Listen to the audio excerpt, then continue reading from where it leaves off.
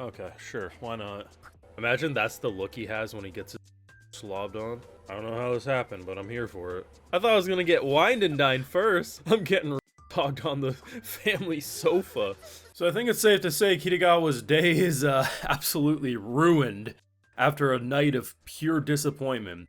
Now, we all knew it was gonna happen. We knew our boy was not ready for 5-hour energy going to Pound Town, but boy golly, there's only a couple of moments where she wasn't ready, and really it was just she needed a power nap and a bowl full of ramen, and she was raring to go.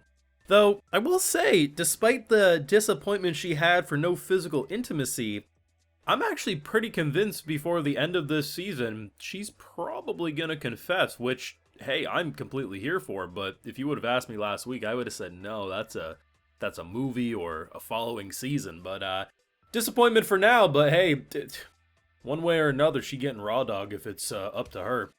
Make sure you drop a like though, share, spoil this video, subscribe if you're new around here. Patreon is where you'll catch my full live reactions and exclusives to all these episodes and more if you want help fund the channel. So, I guess I was wrong. It doesn't matter though, because the joke is still funny.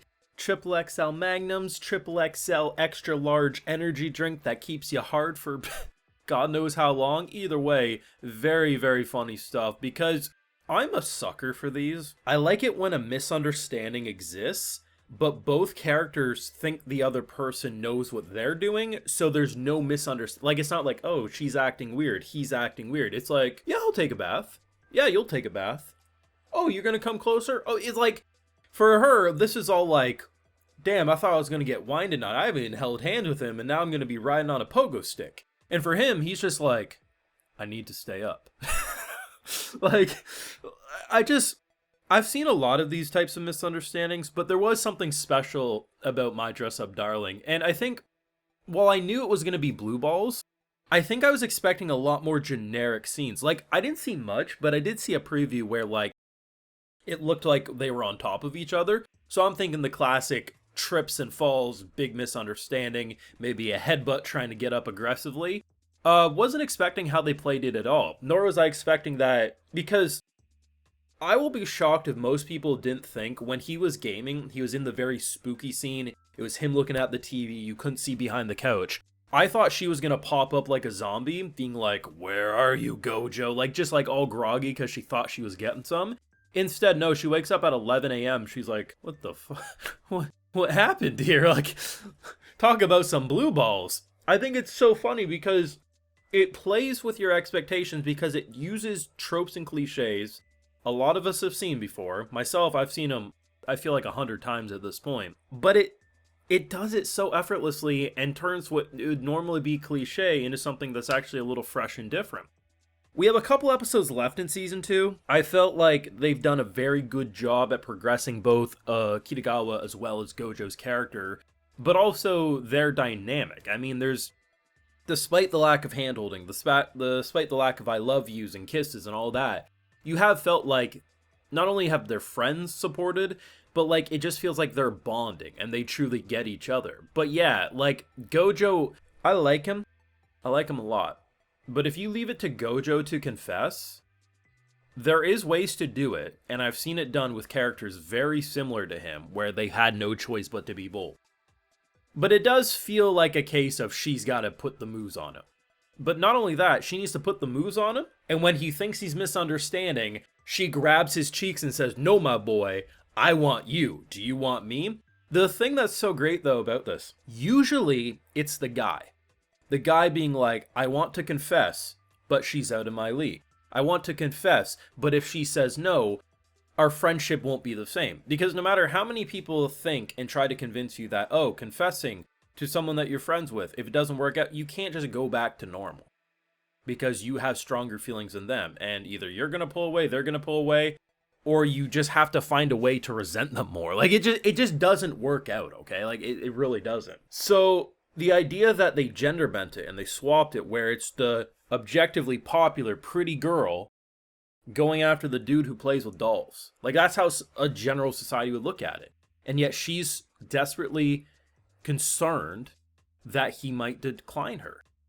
And that's what I think makes the whole dynamic between them so beautiful. It's gooner bait, it's ridiculous comedy, there's so many different things you can label it, and objectively those are true.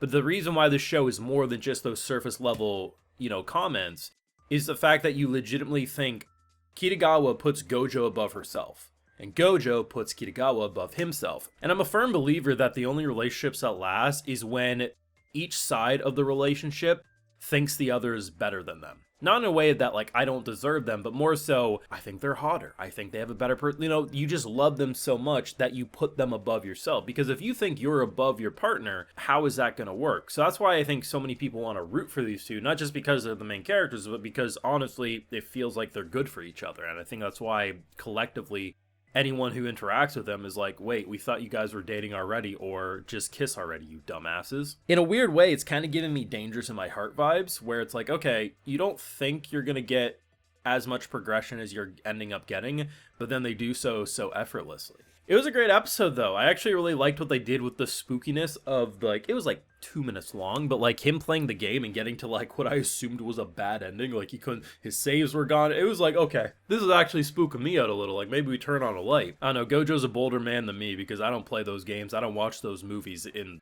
the dark. No. Like, I mean, obviously if you go to the theater, you go to a movie theater and you watch a horror movie, you can't do much about that. But I don't know, it's a little different experience to me, I find. It's just the screen's so big that it makes it so bright that it's not really that dark. But if you're asking me to play like a Resident Evil or a Dead Space or like watch an Evil Dead Rise movie, come on, no, like turn the lights on, bro. We don't need to spook ourselves to death here. But it was good. I mean, I can definitely say I love season 1. But I very much enjoy season 2 more. I think it helps that the characterization is better. Not that it was bad in season 1, it's just obviously we're getting so much more payoff this time around. They're avoiding the infuriating cliches, and they're utilizing cliches that make me at the very least grin. And even then, the ones that I'm not like overly fond of, they're still progressing in a way that I wasn't necessarily seeing coming. Because I've seen so many shows of falling on top of each other, going in for the kiss, headbutting, someone walks in. They avoided like every like stereotypical cliche after the initial one. And that's honestly pretty impressive.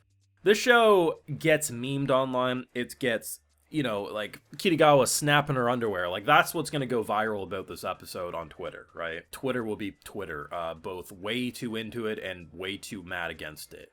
When in actuality, the reason this episode was so great was because of the progression we actually made, despite it being kind of blue balls. Great episode. I'm sad that it's almost over, but I'm excited to see what happens nonetheless. Let me know your thoughts, though, down below. Drop a like, share your support, subscribe if you're new around here, and Patrons, where you catch my full live reactions and other exclusives. Like, I like to give video shoutouts to my patrons. Alright, so today we got Carsten Steen Jensen, Dr. Gold, Marshmallow God, Shadow, Frozen, Ginnis, Frank Stendel, David Walker, Y, and we also have CCC Studios. So I appreciate the support. Please take care, and have a good one.